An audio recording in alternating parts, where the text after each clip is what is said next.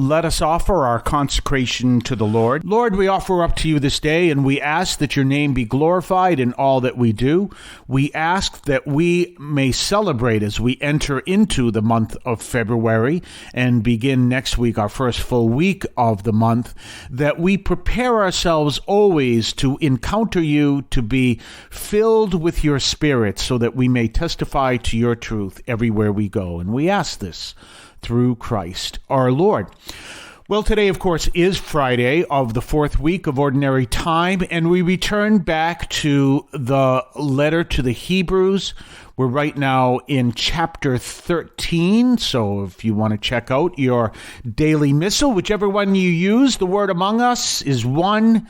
Obviously, another example would be Magnificat. And obviously, bible.usccb.org. There's the hardbound versions, whatever the case. If you follow along, because as you know, I don't read the reading. We talk about the reading, so it's good to follow along.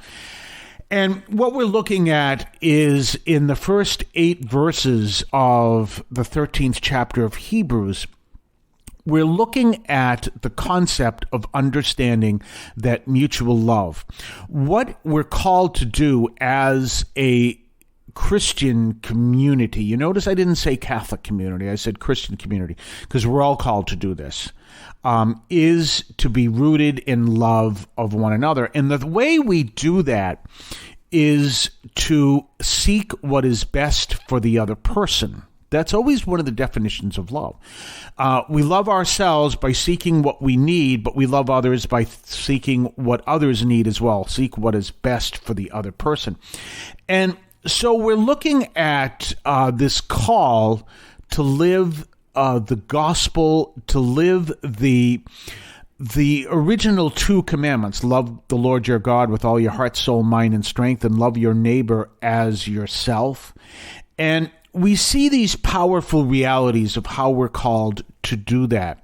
One of the things that it says is that we are called to be filled with mutual love. So always be aware of that, because there is always issues in a community. We all know that. I mean, I've lived with several communities, not necessarily Christian ones. I lived as a sailor. I was in the Navy, and that is a form of community living. It's rather unique. I think there were 160 guys in my compartment on my second ship. I forget how many on my first ship. So we got to know each other very well because it was all a bunk style reality. So there were, and each bed, by the way, if you've never been on a Navy ship, your bed is your footlocker. You literally sleep on top of what ultimately is a footlocker. It's designed in a special way to hold a very thin mattress, but your bed is a footlocker. So that's a form of community. But this is a Christian community, and what is called to define it is mutual love for one another. That is essential. So when we mutually love one another, and what does that involve? That means seeking what is best for the other person. Now, one of the things it says here, or the writer says here, is he calls to keep the marriage bed undefiled, and says that God judges the immoral and the adulterers. That's an important consideration. Now, what does that mean? It means, well, let's go back one. Remember the context.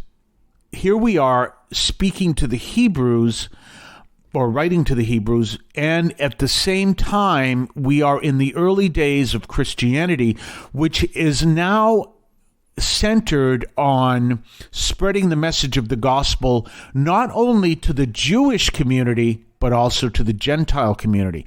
And the Gentiles themselves have a whole different set of morals that we're trying to teach, the morals that come to us from the commandments.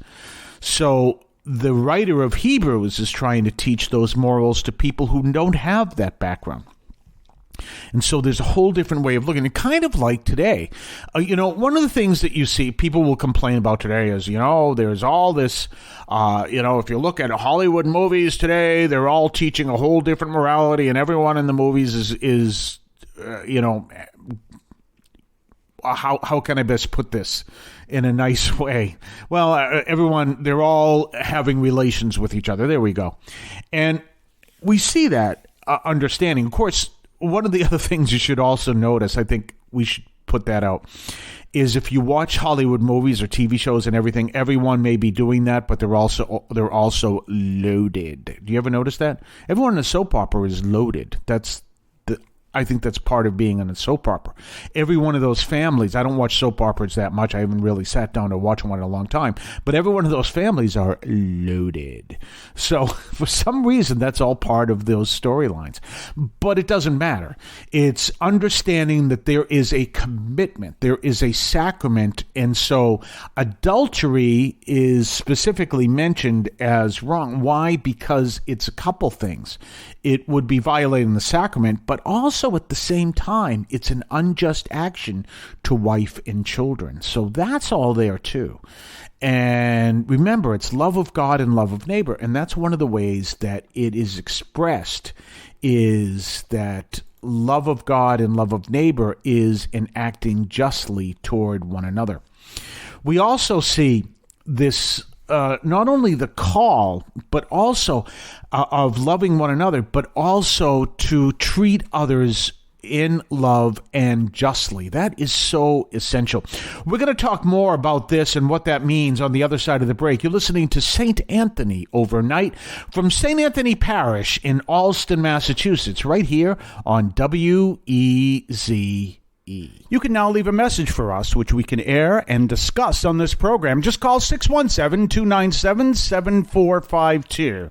That's 617-297-7452. 617-297-7452. Feel free to call, leave a comment, a question, or even feedback, and we may play it on the air. I can discuss your comment or question as well, so give that a try. 617-297-7452, 617-297-7452. I want to call your attention to Catholic TV, which offers great faith-filled, family-friendly programming 24 hours a day. You can find your cable channel at www.getcatholictv.com, and you can watch online on the free apps or check out the YouTube channel. Daily Mass, Rosaries, the Divine Mercy Chaplet, and the Our Lady of Perpetual Help Novena are all available online and on demand. Check out CatholicTV.com. And don't forget our own website, CatholicAudiomedia.com. That's CatholicAudiomedia.com. Check out our website. Check out the archives of the show. Check out our podcast platforms, and you can check all those out as well at CatholicAudiomedia.com. So anyway, we're talking about this powerful moment, and we're talking about this acting in justice and acting in love for one another and these essential elements of what we're called to do. So that is the defining point of what we do, and we can see this in Hebrews, that this is essential and that we treat others justly. You know, it's fascinating that two of the most vicious psychopaths on the planet in the 20th century both had similar fathers. And, you know, I suppose maybe similar mothers too. And that was Hitler and Stalin. As a matter of fact, one of my favorite lines about that story of the two of them is two of them were these vicious psychopaths. And Hitler makes a deal with Stalin. And I think the line was, it was some documentary, but it said basically that the only person who was more of a psychopath than Stalin was Hitler. And Stalin believed him when he made an agreement. You know, and of course, Hitler violated the agreement, which is that he would never invade Russia, and of course invaded Russia. And then Stalin, in response, did what Russians do, which is to use the winter against the Germans. And that was it's just a total mess. And it all started with these two men, Hitler and Stalin, who was number two in the Soviet Union because number one was Lenin. And of course, when Lenin died, now all of a sudden it's Stalin. And what was it that was behind the two of them? Very vicious, unjust fathers. And, you know, people will say that Hitler was a baptized Catholic. That's true. but they weren't living their faith. If their father was mistreating him as much as he was, which he was, what was the result? And it really shows that the whole concept of, yes, someone may be baptized, but we have to live our faith, and we live our faith in love of God and love of neighbor.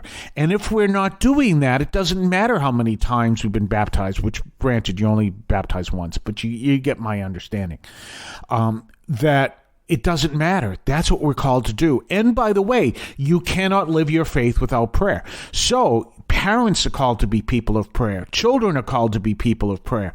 Everyone in our church, and I'm talking across the board, every Christian group, right across the board, Catholic or not, we're all called to be people of prayer. And if we're not doing that, we're not going to do what it says in Hebrews, which is to have mutual love, which is to live justly, which is to live according to the commandments, which is to do all that.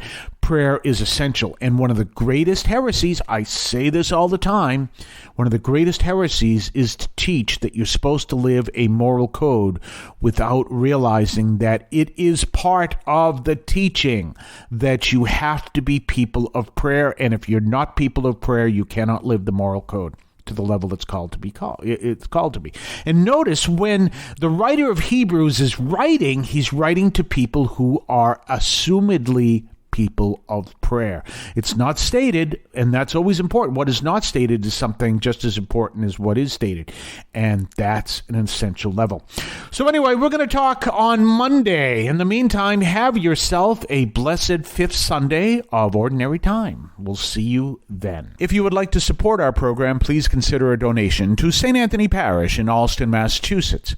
There are several ways to consider this. One is to purchase any of our merchandise, which you can find at the shopping tab at CatholicAudiomedia.com. That's CatholicAudiomedia.com. There are coffee mugs there. There's also my latest book, Encounter Christ in Your Humanity, all of which you can find at the shopping tab at CatholicAudiomedia.com. You can also donate to the show directly through either the Donate tab, also at CatholicAudiomedia.com, or by sending a donation through the U.S. Postal Service with your questions and comments at 43 Holton Street, Allston, Massachusetts, 02134. That's St. Anthony Parish, 43 Holton Street, Allston, Massachusetts, 02134.